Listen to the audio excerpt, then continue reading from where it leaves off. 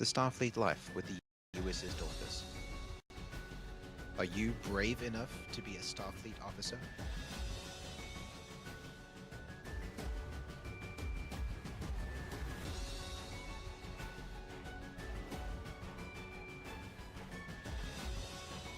Do you have what it takes?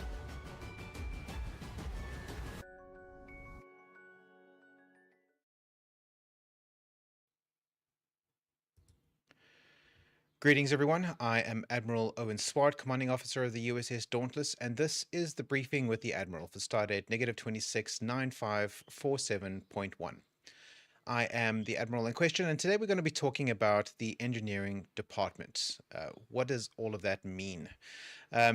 So let me start at the beginning. For those of you who are not quite up to speed on who we are and what we do, let me introduce you to what the Dauntless is about. The USS Dauntless is a Star Trek fan club based in Cape Town, South Africa.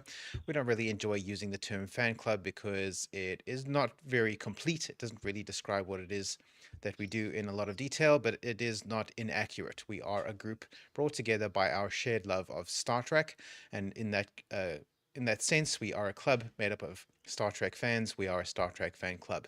But we are also a Starfleet style club, which means that we are complete with ranks, titles, and uniforms. This outfit that I'm wearing here is not a costume, it's not a cosplay, it is a uniform that I have spent many years earning the right to wear.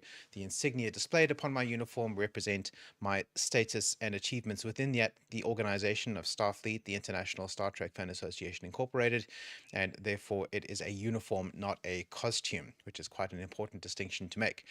So, as I said, we are a chapter of Starfleet, the International Star Trek Fan Association Incorporated, Starfleet International, which is the largest Star Trek fan club in the world, and being one of our chapters connects us to hundreds of other starships, thousands of other members across the world, dozens of other countries across the world. So we are based in Star Trek, I think we are based in Cape Town, South Africa, but we have members of our chapter of our ship and cities around the world, and that is an interesting concept there, the idea of a ship, which is the metaphor that we borrow from the fictional Star Trek. So Starfleet is a fictional organization in the Star Trek universe, but our real world equivalent, Starfleet International, is a real organization, but we borrow a lot of thematic elements from that fictional Starfleet to help define how we interact with each other and with the work that we do.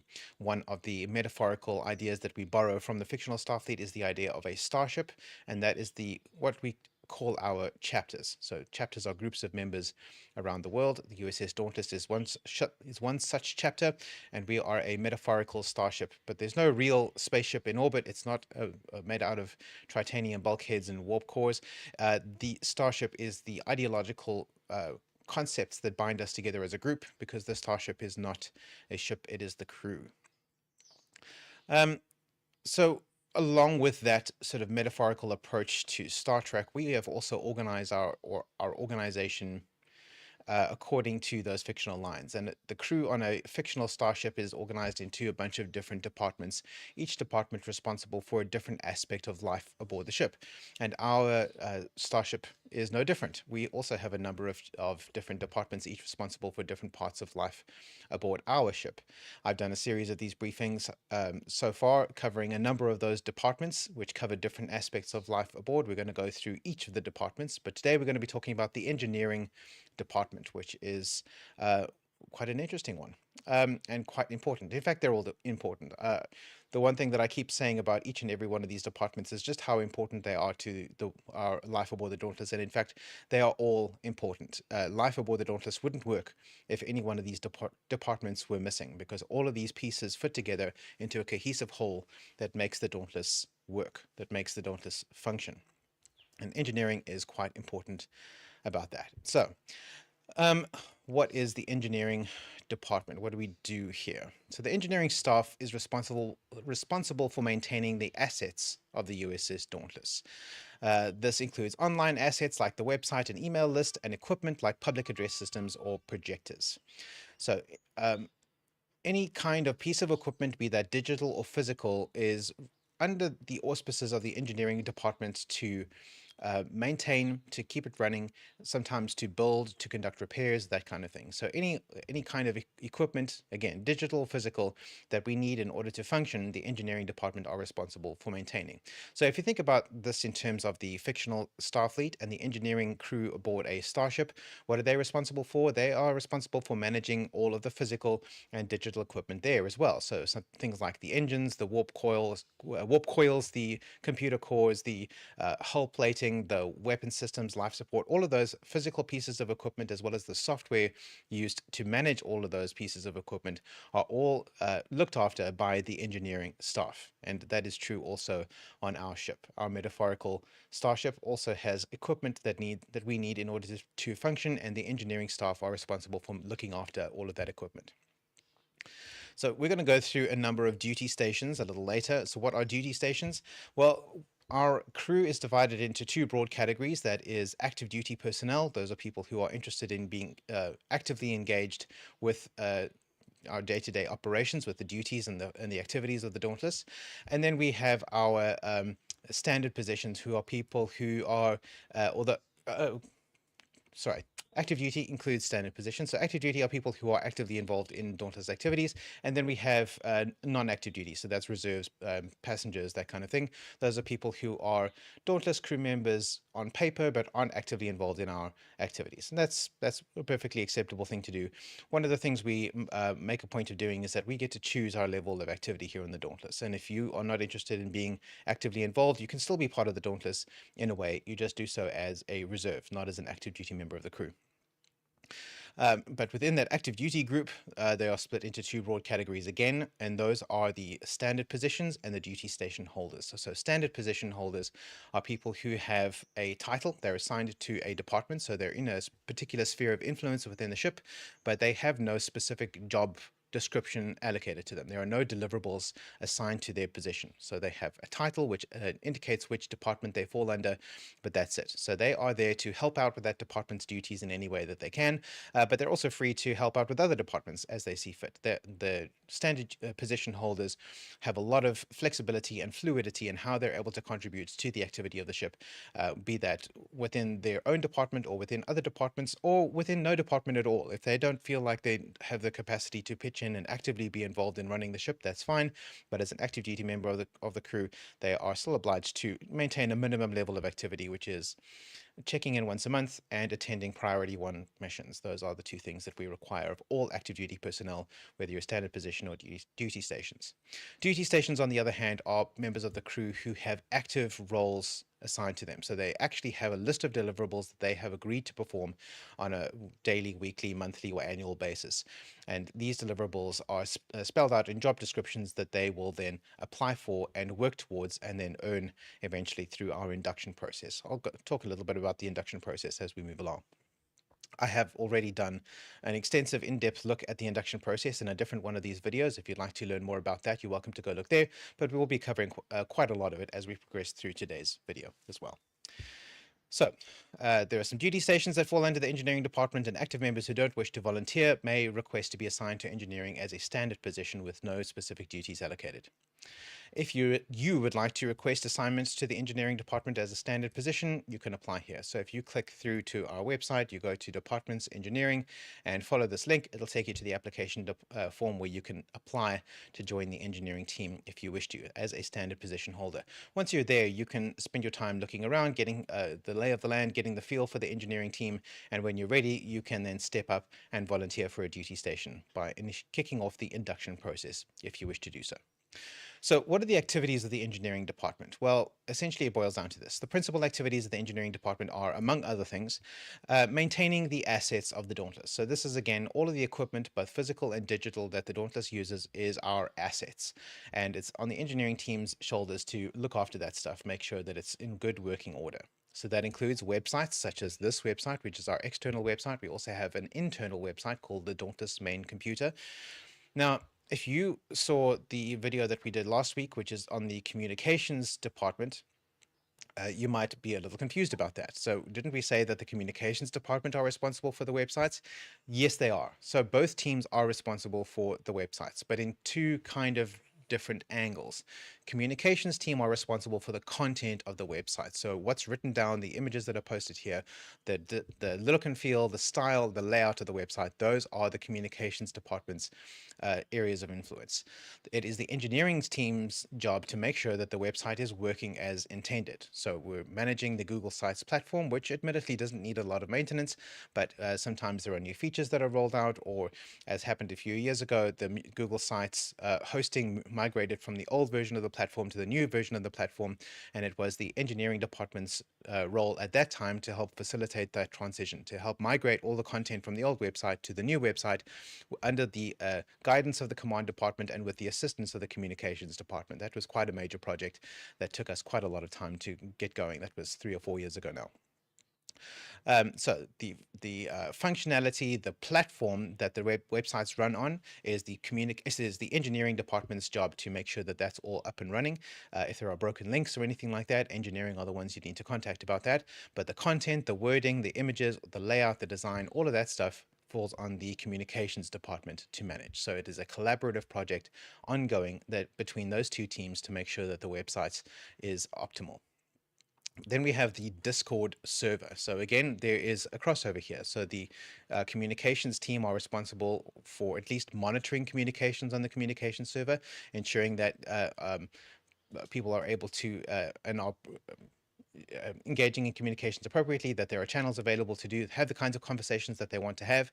It's on the communications team shoulders to ensure that those kinds of things are up and running, and to make sure that messages are being dispersed through that communications platform. But again, the platform itself, the Discord server itself, is on the engineering team's shoulders to maintain. Make sure that those channels are all up and running, that the server itself is running. Also keeping an eye on releases from Discord headquarters as new features are rolled out, as changes to things to functionality happen from Discord on high, making sure that we have made the necessary adjustments to our server to cope with those adjustments, or to incorporate new features, or to roll with those kinds of punches. Again, engineering department are responsible for managing the Discord server, making sure that everything is running as it should. Again, in collaboration with the communications team, who are handling the actual message that's being transmitted through that channel. And then we have digital and physical equipment, so that's online tools, and we'll go through quite an exhaustive list of our online tools in a moment. And then physical tools, so things like projectors or PA systems and that kind of thing. I actually don't think we have any kind of equipment like that at the moment, but we have had in the past. There was a time not that long ago where we were physically based out of a storefront that I operated in Johannesburg, years and years ago. Some of you might remember those days. And in those days, we had a cupboard full of physical equipment, including an old digital projector, a public address system that we could use for hosting our events within that store and other locations as well, should the need arise. That equipment all got old and died and has been disposed of. So as of now, I don't believe we have any physical equipment that needs to be looked after, but that could change. There is talk underway of assembling a recruiting table that we could take to conventions, for example, and that would be physical equipment that would be under the engineering department's auspices to firstly to help assemble, to help put it together, and to make sure that it remains in good working order so that it can be used as we move along. We have had recruiting tables in the past as well, of course. That was even longer ago, and that was the engineering department's role to keep an eye on that equipment, which also since fell apart long ago. Not through any failure of the engineering department, but just due to old age. These things don't last forever. So digital and physical equipment is the engineering department's role to look after and make sure that it is working. Also to help build and assemble it if the need arises. Assisting other departments in building and managing tools and systems to support their functions. So there are plenty of other functions that other departments on board need to engage in, and they might need a specific tool to do that work. So for example, we've already covered that the operations department needs to have a specific tool. The tool they currently use is a platform called Trello, and it's the engineering department's job to help build, maintain, and upgrade and look after that platform Trello so that the operations team can keep using it. The science team require a platform called Duolingo in order to operate the linguistics challenge. The medical team need a platform called StrideKick in order to manage the fitness challenge and that kind of thing. So all of these tools that are employed by the other departments, the engineering department are there to help assist them, to set it up, to manage it, to monitor it, make sure that it's working correctly, to provide advice if it's not working correctly, or possibly even to fix it themselves if at all possible. So all of those kinds of tools would be assisted through the engineering department. So you can see that the fingers of the engineering department spread throughout the entire ship. Every little nook, cranny, bulkhead, and conduit has to be maintained by the engineering department. I beg your pardon, my non-humanoid companion is looking for my attention down below the table here. No, he's gone now. Never mind. False alarm. All right. Next is providing technical support to members of the Dauntless crew in using those tools. So one of the things about using all of these kinds of tools, they are quite technologically sophisticated. And as Scotty once said in Star Trek 3, the more they overthink the plumbing, the easier it is to stop up the drain. There are a lot of moving parts in all of these things, and things break down all the time, or people just need a little bit of help getting used to the systems and figuring out how to use them. So it is the engineering department's role then, again, to assist members of the crew in using the tools that they are maintaining. So, for example, new member might not have figured out how to gain access to the Google Calendar yet. It would be up to the engineering team to assist that member if they ask for help.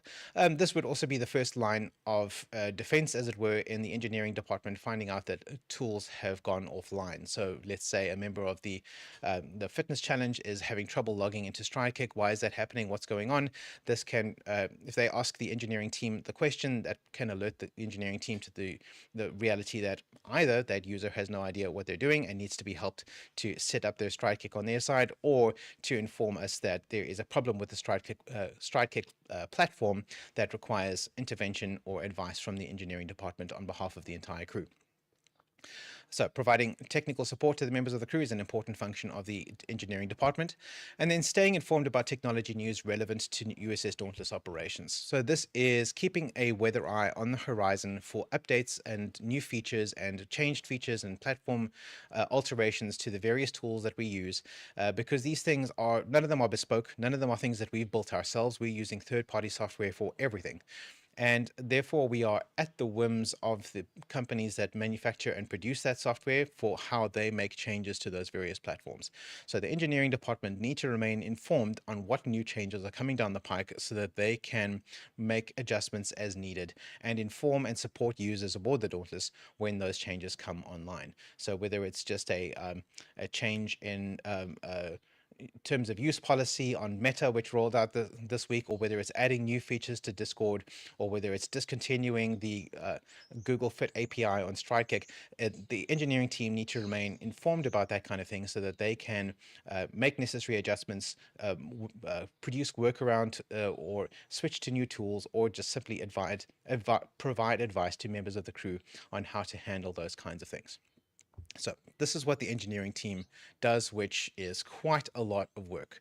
Having a finger in every pie aboard the Dauntless is a pretty major responsibility, and that is the reality of serving in the engineering department. So let's look at the various duty stations aboard the engineering team.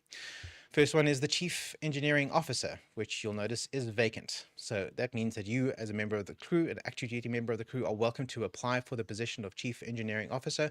The way you do that, again, is you go to Departments, Engineering, and you can click on Apply here. Now, just because the position is currently vacant doesn't mean that there isn't currently somebody in the induction process to serve as Chief Engineering Officer.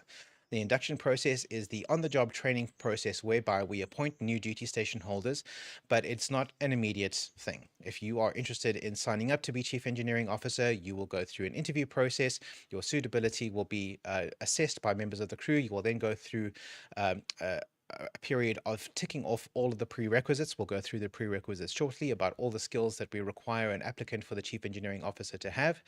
Once all of those are checked off, then you move on to the on-the-job training portion of the induction process, where we will, those of us who already are doing the work, already know how to do the work, we will teach you how to do every part of the job so that you are ready to do it. So then when we get to the assessment part of the process, we can assess whether or not you are comfortable and happy and confident and competent in doing the relevant work. Once everybody is happy, including you, that you are able to take over that job, only then are you assigned the position of Chief Engineering Officer. All the way up until that last step, that position is technically vacant, even though there is someone who is busy working towards that at the time. So again, just because this is vacant doesn't mean there isn't currently somebody in the induction process, but even if there is someone in the induction process, you are still welcome to apply. We will then have a conversation with you after the fact about whether or not that position is going to continue to be available for the foreseeable future. Perhaps you might want to apply for the Deputy Chief Engineering Officer position, or perhaps we can guide you into a different duty station position that might be more suitable for your skills and talents and interests, because this one is going to be spoken for soon.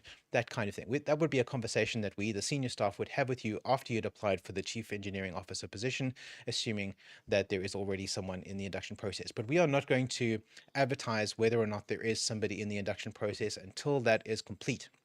Reason being, the induction process also acts as something of a filter. It allows you and us to determine whether or not you are actually suitable for the role. If at some point during the process you decide that you're not actually cut out for it, you're not ready for it, you don't have the capacity to continue the induction process and take on that position, you reserve the right to step back from that process and pull the plug on it at any time without losing face. We haven't told anybody that you're working towards it. Nobody's going to know that you failed or anything like that. Don't think of it as a failure. It's not like that. We're about assessing the suitability for you at the role, making sure that you and the role are compatible for each other. And if we find out that you are not compatible for each other, that's fine. We've learned something new and interesting, and we can proceed from there. That's not a failure. We don't want you to be embarrassed by that, which is why we don't announce whether or not you are in induction process until you receive the appointment right at the end of the process. So with all of that said, let us move on. Chief Engineering Officer is the department head for the engineering department of the USS Dauntless. The department head acts as a communications conduit between the command department and the engineering department. We haven't looked at the command department in one of these briefings yet, but we will in the not too distant future.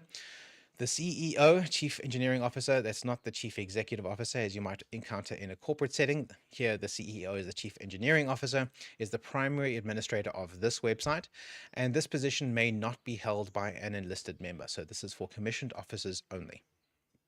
So what are the duties and qualifications of the Chief Engineering Officer? So firstly, standard department head stuff is departmental supervision, maintaining open lines of communication with members of the engineering department.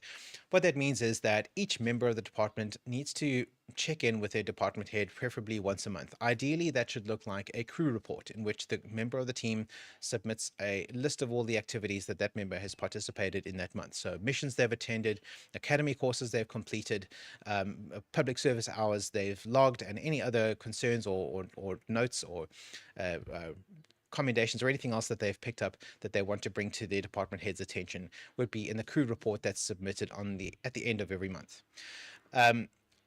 Ideally, it would look like that. Failing that, any kind of interaction between the department head and the crew member is acceptable, whether that's a phone call, an instant message, a meet for coffee, a chat on Discord, whatever. As long as there is a direct contact between the department head and the crew member for the month, then we've checked that box. But ideally, it would be a crew report. There's more information about that in the reporting briefing, which we did a few months ago. If you want to go check that out on our YouTube channel, you can find that there. So that's what that is.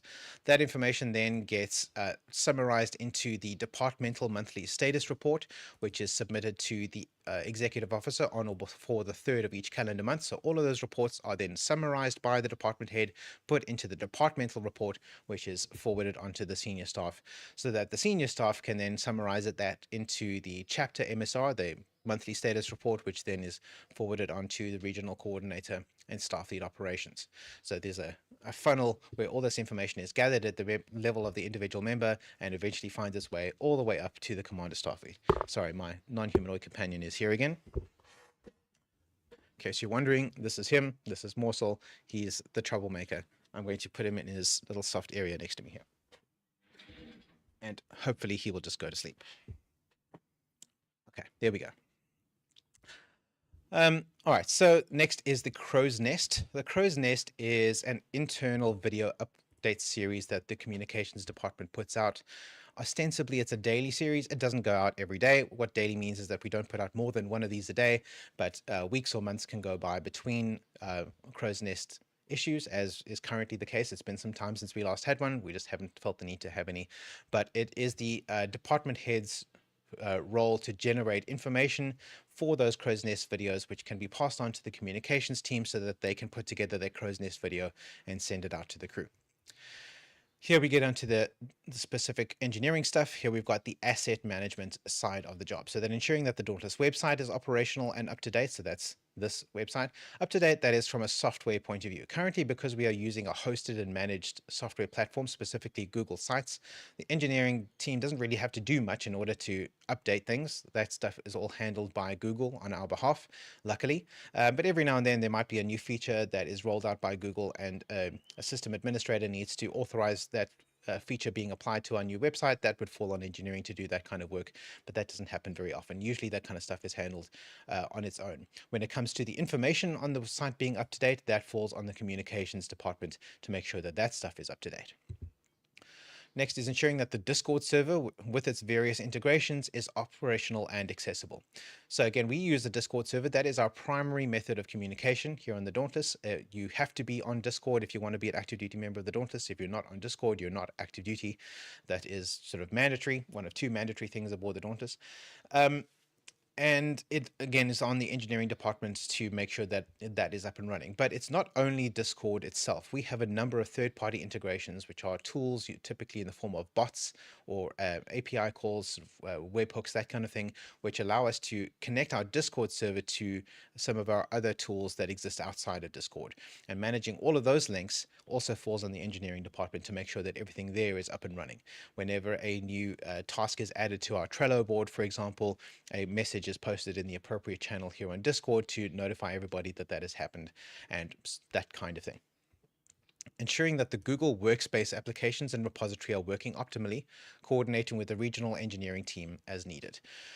So Google Workspace means two different things, which is a little bit confusing. On the one hand, it means a suite of online tools produced by Google. So that includes Google Sites, which is the platform where we host this website. Also includes things like Gmail, Google Calendar, Google Drive, which incorporates things like Docs, Sheets, etc., etc. So that is one aspect of Google Workspace. The other side of it is a hosted version of that, which is you're using that suite of tools, but it has your own custom domain linked to it. The Dauntless doesn't have our own custom Google Workspace, but Region 8 does. So again, we go back to Starfleet, the International Star Trek Fan Association Incorporated, is a global organization, but in order to make it easier for us to organize things, the globe has been carved up into 20 distinct geographical regions, one of which is Region 8, which encompasses Africa and the Middle East. We're here in Cape Town, South Africa, which means we're part of Region 8. Region 8 has a Google Workspace platform that is theirs, and they make that available to the chapters within Region 8, of which we are one, to use some of those tools if we see fit. So we have various email accounts, we have various other online tools that are hosted by Google through Starfleet Region 8, which our chapter engineering team are responsible for managing. So collaborating with the regional engineering team as needed in order to make sure that stuff is all working smoothly. Again, most of that stuff is handled directly by Google. We don't really need to do much with the regional team. Typically, when there is work that needs to be done there, it's about making sure that our Google Workspace domain is compliant with the latest security updates, or that users have the appropriate access, that kind of thing. Then there is assisting other departments in building and managing tools and systems to aid their respective functions. So this is the kind of thing I was talking about, like with Trello, for example, which is the tool that the operations team uses to manage all the tasks that happen aboard the Dauntless from day to day. That would be a tool that the operations team uses. Now, Trello is a platform. You don't just use it, you kind of need to build some boards. So there would be a collaborative project between the engineering team and the operations team to build a board like our operations board, which makes sense for the operations team to use, but the engineering team might be needed to help them set that up, build some integrations like that integration between Trello and Discord. When updates are made to Trello, they are then reported to Discord so that people can keep track of what's happening there and that kind of thing. So the engineering team provided a technological support role to the other teams, not only in Trello, but in all the other various online tools that we use in order to support the functions of the other teams on board. Then we have the technological advisor. So this is remaining abreast of technology news that may be relevant to USS Dauntless operations and keeping the senior staff informed. We've already spoken about that. Now we're back to basic department head stuff. So delegation, performing any and all duties the Deputy Chief Engineering Officer is unable to perform. What this talks about is that the department head of any department is principally responsible for all of the work that happens within that department. If any of the other duty station holders within that department are unable to do the work that's been assigned to them, that then flows up. Their direct superior has to make sure that that work gets done, whether that means doing the work themselves. So in this case, it would be the department head doing the work assigned to the deputy department head, as sometimes happens, or perhaps finding somebody else who has the necessary skills and access to do the work on their behalf, but making sure that that work gets done. So that's the kind of delegation process there.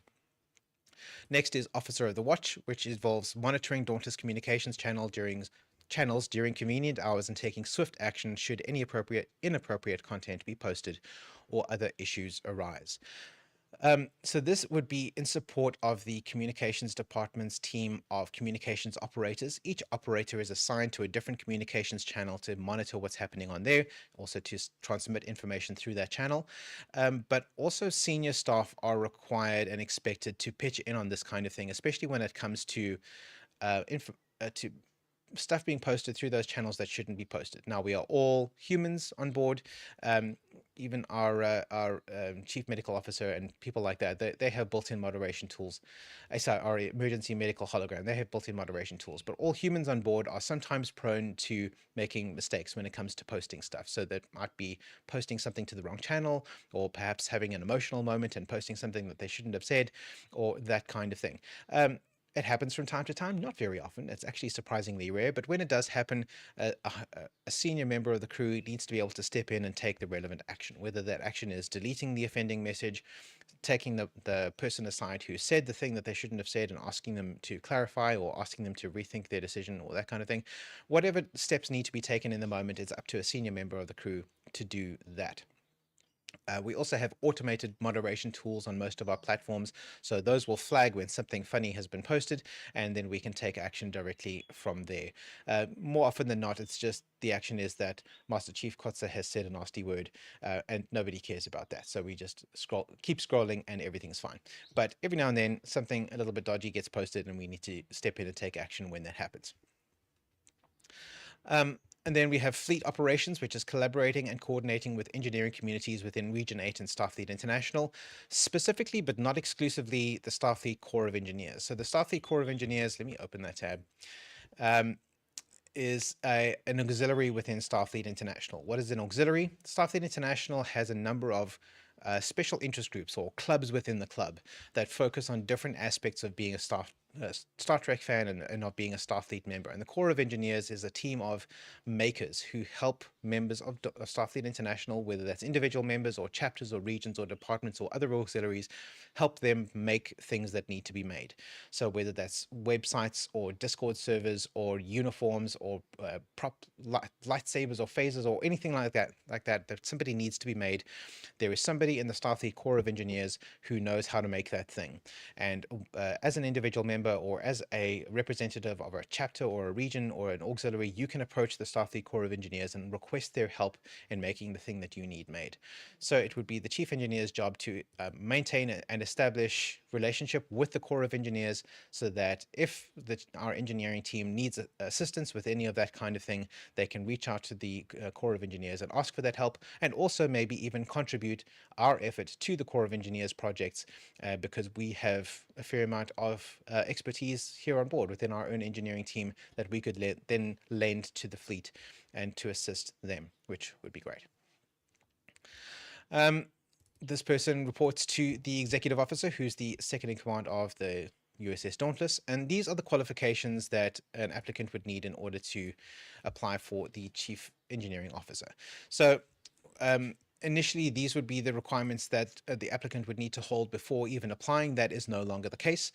With the new induction process, these are the things that you're going to need to check off during the prerequisites phase of the induction process. You don't actually have to have any of these in place before you apply. The more of them you have, the better, but you don't have to have any of them necessarily. We will work through getting all of these checked off. So if you are interested in applying to the Chief Engineering Officer, these are the things you're going to have to work towards as part of that induction process. So, applicant must be an active participant in a bare minimum of 30% of all Dauntless activities measured over a 3-month time frame. Why all Dauntless activities? That's because the engineering department is not one of the departments that hosts activities of its own. So the science department will host things like watch parties or things like that. What are the other ones? Communications will have briefings with the Admiral like this one. Security might have combat training events, that kind of thing. But engineering, as a rule, doesn't have any events that they specifically host. Engineering is primarily or almost exclusively a supporting department that helps the rest of the crew function optimally. So because they don't host any activities themselves, members of the engineering crew are expected to participate with the rest of the crew. So 30% of all USS Dauntless activities measured over a 3-month time frame. So this includes online activities, so that's missions, in-person activities, so that's away missions, and monthly challenges. So that's things like the fitness challenge, the reading challenge, the combat training challenge, etc. So a minimum of 30% of all Dauntless activities measured over the last 3 months.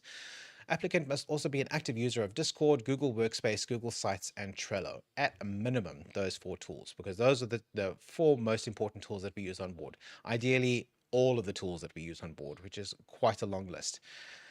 In fact, let me go through that list now, just as a matter of interest. So we've got Discord, obviously. We've got Meta assets. So these are our tools that are operated by Meta Incorporated. So that's our Facebook page, our Facebook group, Instagram, and Threads.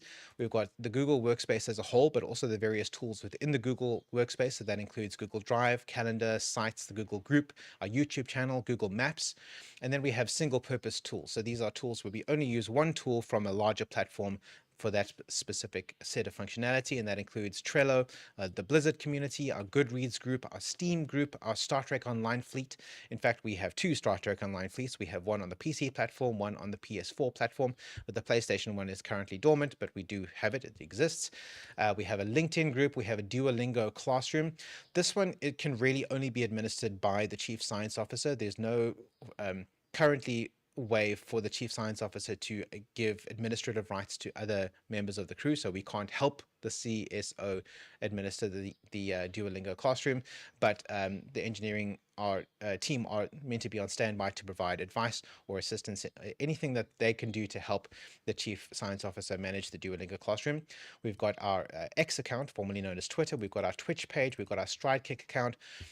We've got legacy tools that we don't really use that often, but are still there. They're still active, and we can go back to using them at any time if we need to. Things like our Slack workspace. We've got our Count It group, which is a precursor to StrideKick.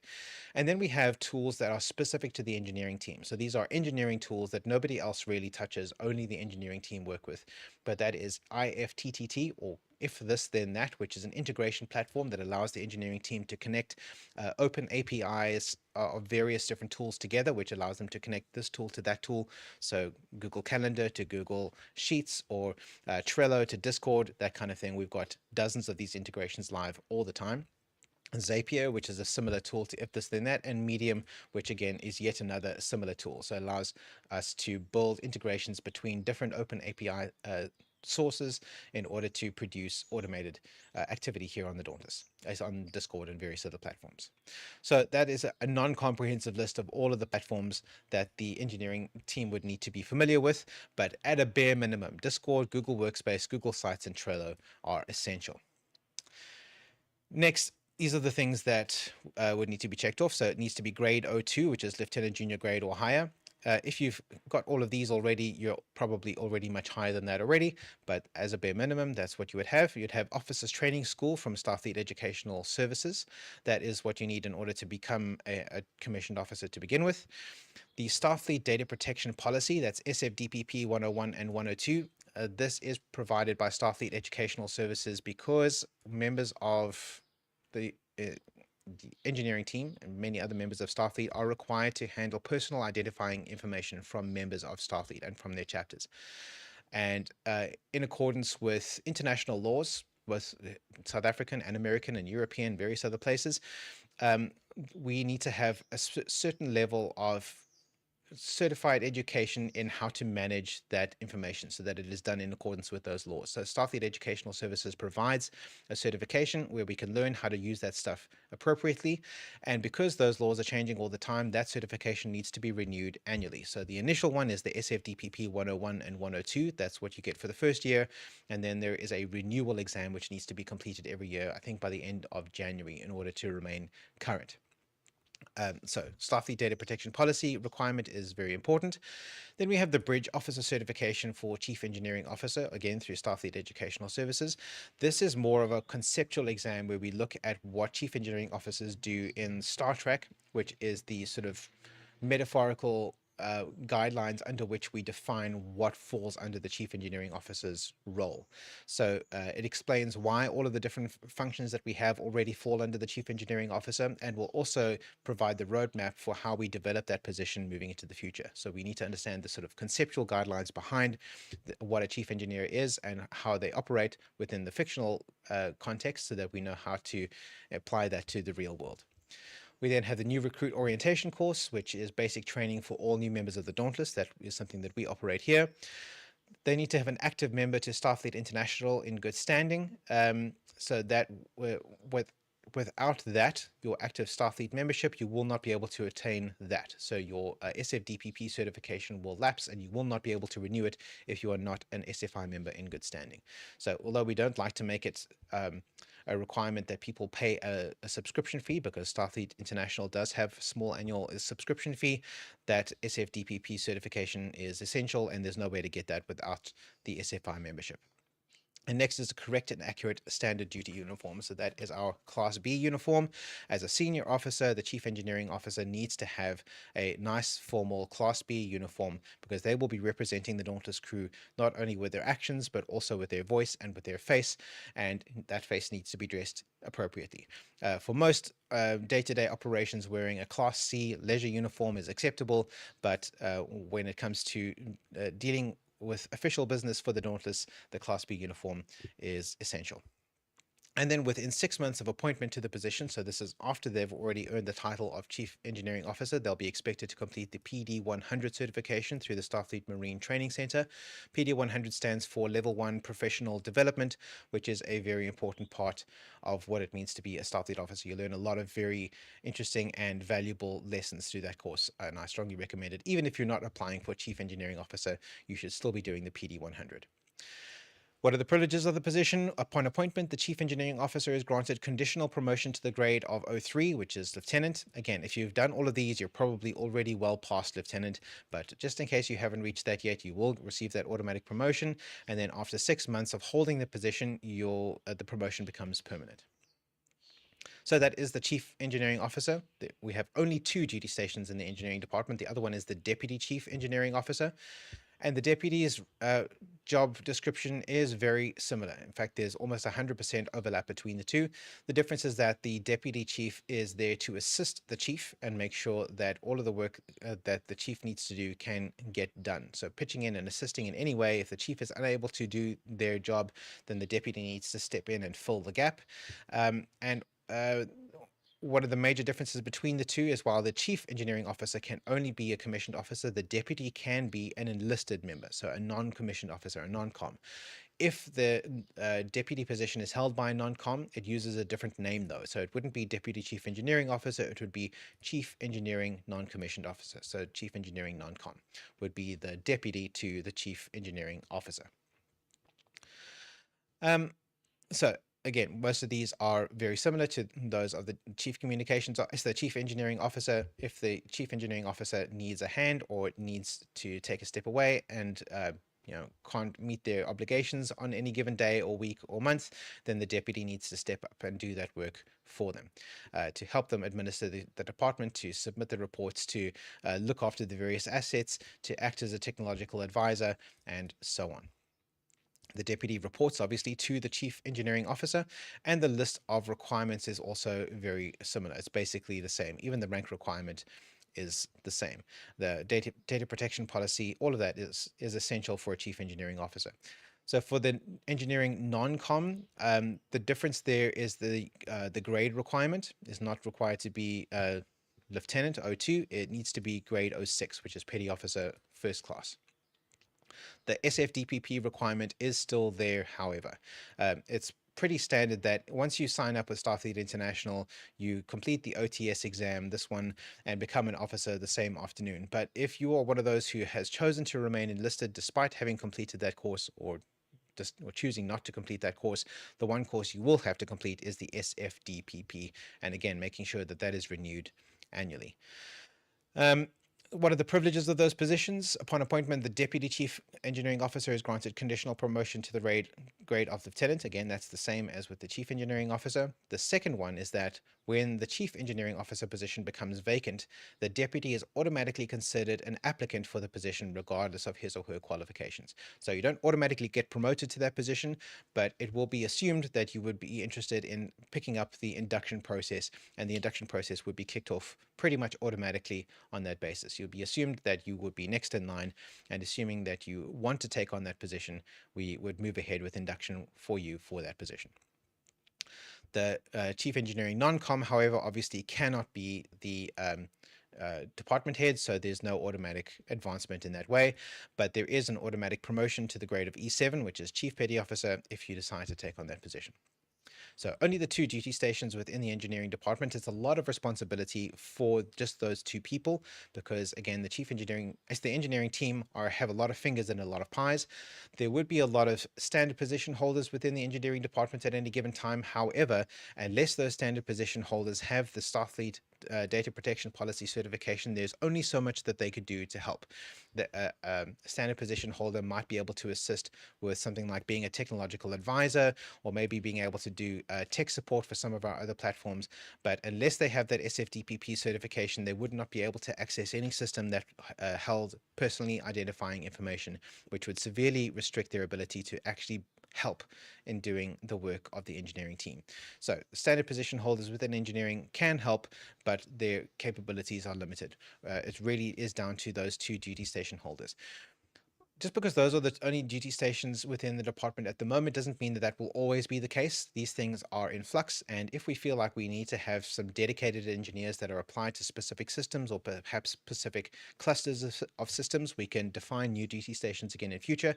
For example, until a few years ago, we had another duty station in the engineering department called the Chief Communications Engineer, who was an assistant to the chief engineer, whose focus was principally on communications related tools. So they would be an adjunct to the engineering team that would work closely with the communications team, focusing on those communications tools, thus allowing the rest of the engineering team to focus on the other platforms and that kind of thing. So we don't currently have that listed, but we could reinstate that and add other equivalent positions within the engineering department if we felt the need arose. But first we need to fill those 2 positions, the chief engineering officer and the deputy chief engineering officer, and then we can look at expanding the team in future. We do have a non-humanoid member of the engineering team, and that is the emergency engineering hologram. The EEH is a semi-automated Discord bot designed as a short-term supplement to the engineering staff. Semi-automated because he doesn't actually do any work himself. You can't be prompted to do work, but he acts as kind of a puppet where another member of the senior staff can log in as that and then trigger some automated tools to have him do certain things. At the moment, he doesn't really do anything, but he is there in case we need that functionality activated at some point. The emergency engineering hologram exists in case we need him. All right, so that is the personnel of the engineering department, and that I think also gives us a fairly comprehensive view of what the engineering department does. So I'm going to look now at the questions and comments that we might have picked up. I can't see any questions or comments that have come up on YouTube, so hopefully if there are any there, I'll be able to address those at a later stage. I don't know why that's happening. I need an engineer to help me fix my streaming deck here, but I'll be able to review that later and hopefully address any comments or questions that have come up either there and then in the comment section of the video or in a future video if you have any. But let's check in on Discord. So first, let me greet the people who are here. We've got Recruit Carter, we've got Petty Officer correction, we've got Senior Chief Petty Officer Newton, we've got Petty Officer Third Class Matthews, we've got Lieutenant Commander Shimali, we've got Colonel Yubert, and we've got Master Chief Kotso. Welcome, everybody. If you are an active duty member of the crew, you are welcome to join us live for these recording sessions. It's not required. This is a priority 3 mission, which means that nobody is expected to be here, but you are welcome to be here. If joining us in the middle of the day on a Tuesday is something that you can manage, otherwise, it's not a big deal. You're welcome to watch the video after the fact, either on YouTube or Facebook. But we are glad to have you here, and it gives you the opportunity to sound off and say something in the chat if you wish to do so.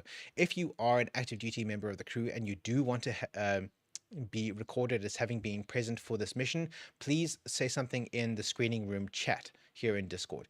Just say hi or wave or whatever, just so that I can, when we're going back and checking the mission log after the fact, I can make a note that you attended without having to watch the entire hour-long video or however long it was to get to this part of the video where I gave everybody a shout out. So please just say hi or give us a wave or drop any other comment in the chat so that we can review the mission log after the fact and get that roll call from there.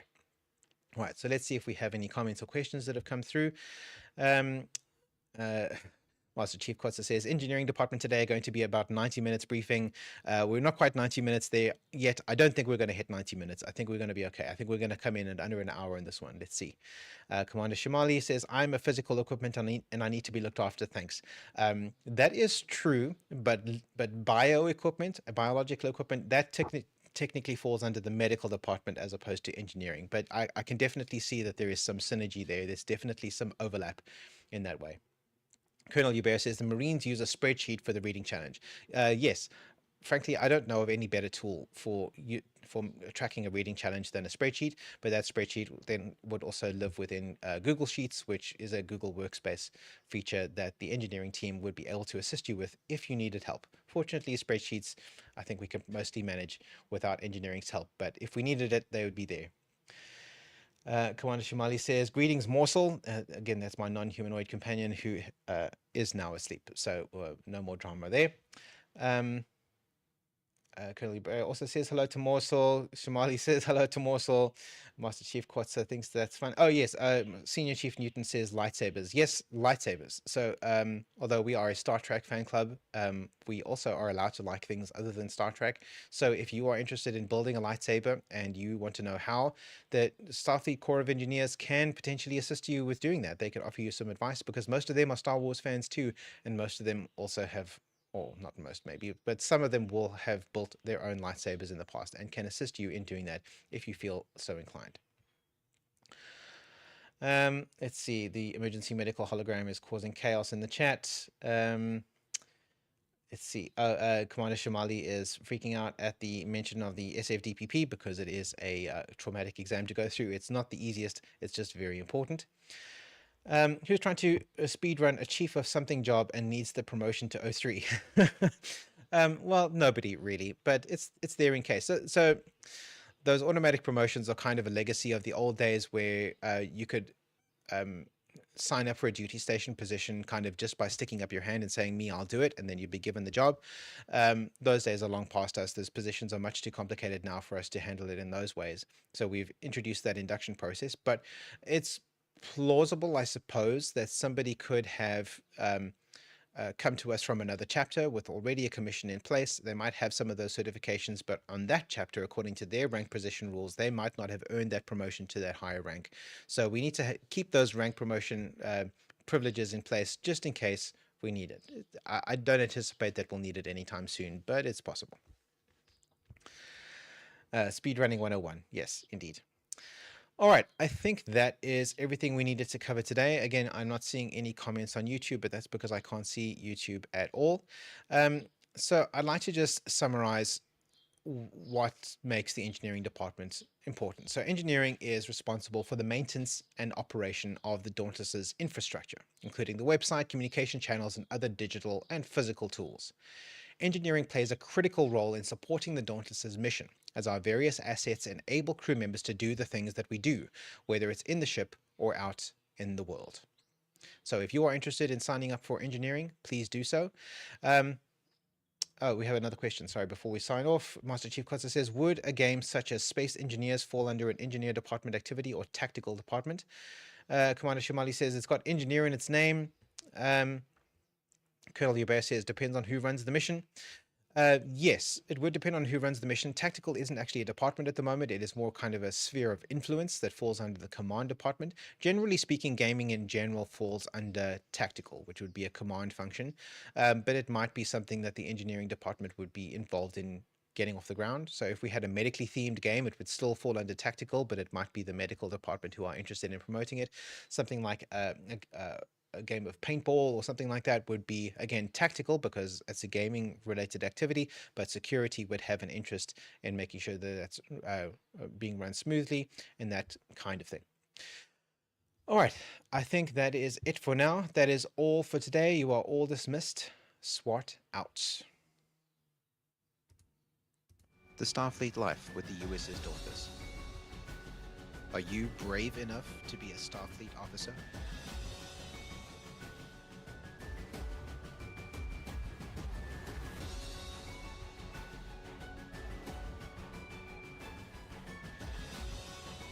Do you have what it takes